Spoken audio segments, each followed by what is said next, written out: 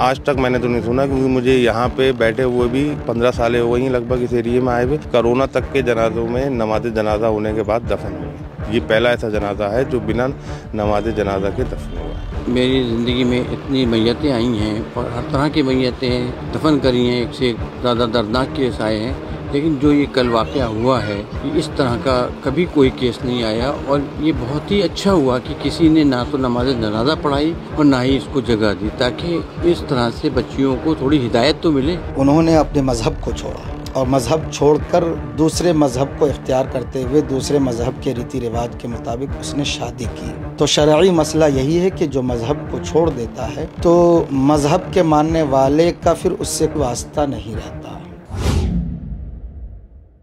आदाब, मैं वसीम अख्तर और आप देख रहे हैं द लीडर हिंदी। हम इस वक्त यूपी के ज़िला बरेली में कल्लू मियाँ के तकिए में है। ये करीब 150 साल पुराना कब्रिस्तान होगा। देख रहे हैं काफ़ी बड़ा कब्रिस्तान है। यहाँ चारों तरफ मेरे कब्रें हैं। हम जो इस वक्त यहाँ पर आए हैं एक अहम जानकारी देने के लिए। कल एक चौंकाने वाला मामला हुआ है बरेली में। बरेली क्या, अगर हम पूरे मुसलमानों की बात करें तो मुसलमानों में शायद ही ये जो मेरे पीछे आप कब्र देख रहे हैं ये पहली कब्र होगी जिसका नमाज जनाजा नहीं हुआ है। इसे नमाज जनाजा के बगैर दफन किया गया है। एक लड़की थी जिसने अपनी मर्ज़ी से एक दूसरे संप्रदाय के लड़के के साथ शादी की। उसके बाद उसकी अचानक मौत हो जाती है। मौत होने के बाद उसके घर वाले उसकी बॉडी को अपने घर ले आते हैं, यानी उसकी बॉडी मायके में आ जाती है। इस मामले को लेकर मोहल्ले के लोगों ने एतराज़ जताया, क्योंकि ये दूसरे संप्रदाय के लड़के के साथ चली गई थी। ये लड़की मुस्लिम थी, लेकिन चूँकि दूसरे संप्रदाय के साथ चली गई थी, इस वजह से मोहल्ले वालों के एतराज़ के बाद ये मामला तूल पकड़ता गया।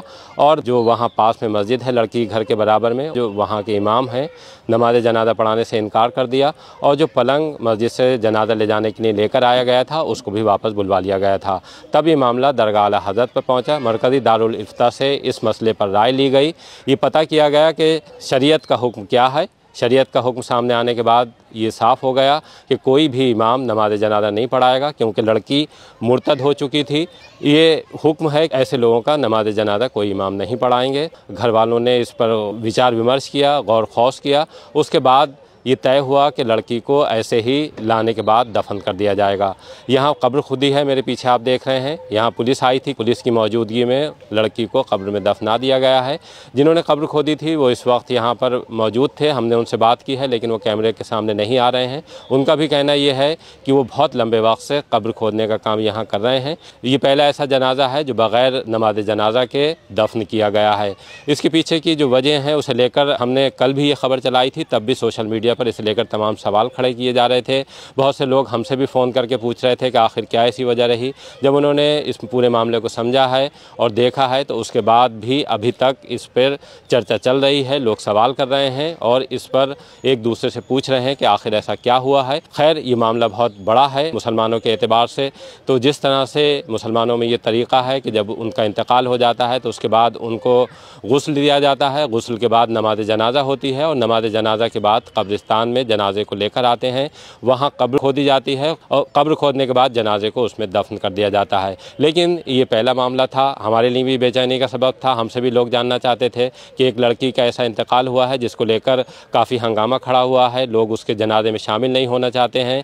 उसके पीछे की वजह क्या है? तब हमने ये वजह तो साफ़ कर दी थी कि लड़की इस तरह से एक दूसरे संप्रदाय के लड़के के साथ शादी कर चुकी थी। उसकी अचानक मौत होती है और मौत के बाद उसके घर वाले यानी उसके मायके में उसके जनाजे को ले आया जाता है, इस वजह से कि उसको दफनाया जाएगा। लेकिन जब विवाद खड़ा हुआ और इस पर तमाम सवाल आए तो उसके बाद ये मामला कानून शरा जानने के लिए मरकज़ी दारुल इफ्ता दरगाह आला हज़रत गया था। हमने वहाँ जो मुफ्तियान कराम हैं उनसे भी बात की तो उनका भी इतना ही कहना है इस मामले में कि हमने जो घर वाले आए थे उनको हुक्म शरा से वाकिफ़ करा दिया है। अब बाकी ये उनका काम है कि उस पर क्या करते हैं। हमारे साथ चश्मदीद भी हैं जिन्होंने कल इस जनाजे को आते हुए देखा है पुलिस की मौजूदगी में और फिर इस लड़की को इस कब्र में दफन होते हुए देखा है। उनसे जानते हैं कि कल किस तरह से यहाँ पर जनाजा आया है और उन्होंने क्या देखा था। मेरा नाम फरमान खान है जी।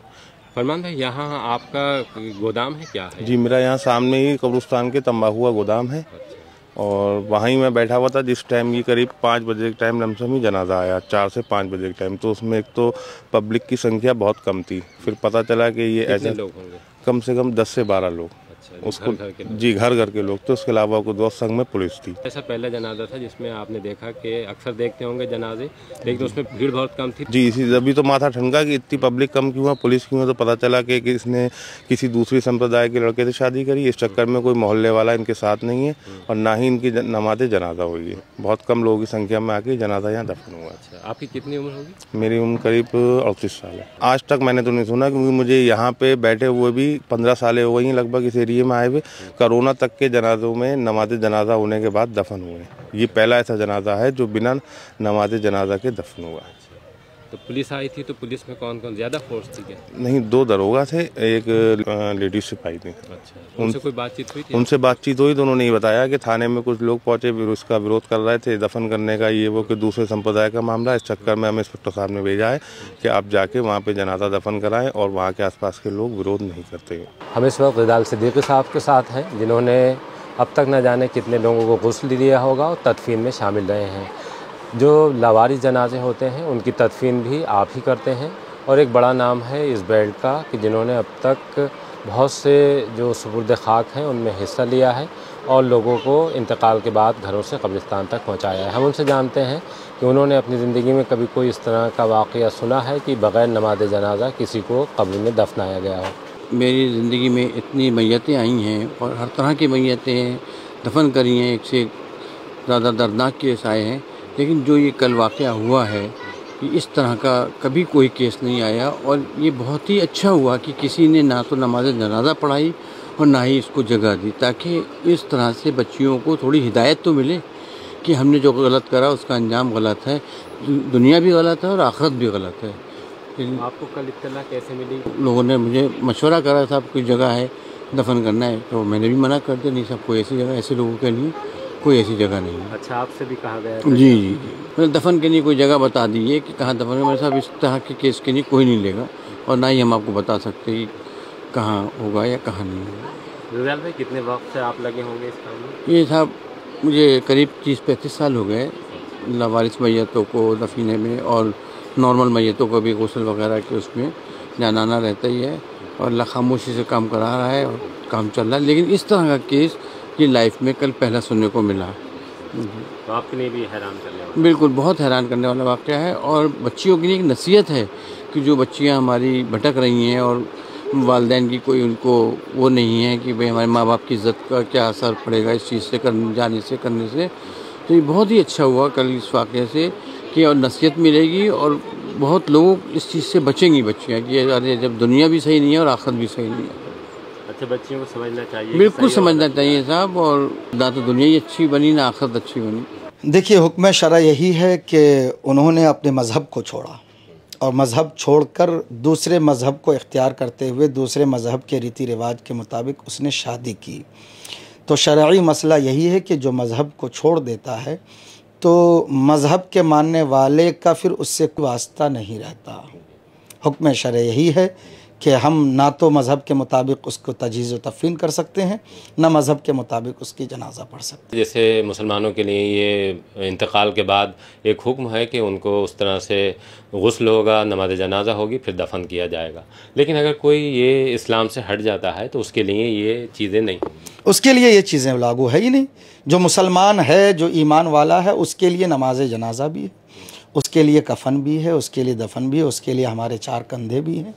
जो हमारा मज़हब हुक्म देता है उस मज़हब के मुताबिक बड़ी इज़्ज़त के साथ ईमान वालों को हम कब्रिस्तान पहुंचाकर उन्हें दफन किया करते हैं। उनके लिए भी हुक्म है कि जो दूसरे लोग हैं वो इस तरह का अगर उन्हें पता लगता है तो वहाँ जाने से गुरेज करें? हाँ बिल्कुल बिल्कुल, क्योंकि ईमान के साथ ख़ास है ये। अब जहाँ ईमान नहीं है तो ना तो उसकी हम जनाजा पढ़ सकते हैं, ना जनाजा पढ़ा सकते हैं, ना उसके कफन दफन में शामिल हो सकते हैं।